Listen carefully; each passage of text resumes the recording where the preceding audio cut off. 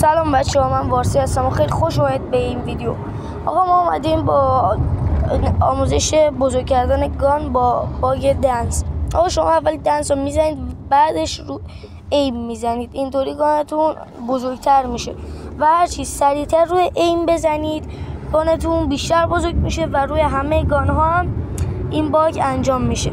حالا من اومدم روی اسنایپر رایفل تست کردم، ولی روی شاتگان ها هم چون تست کردم خودم و میدونم میشه. آخر ویدیو هم میگم که چجوری باید این دنس رو دریافت کنید. پس بریم سراغ این ویدیو.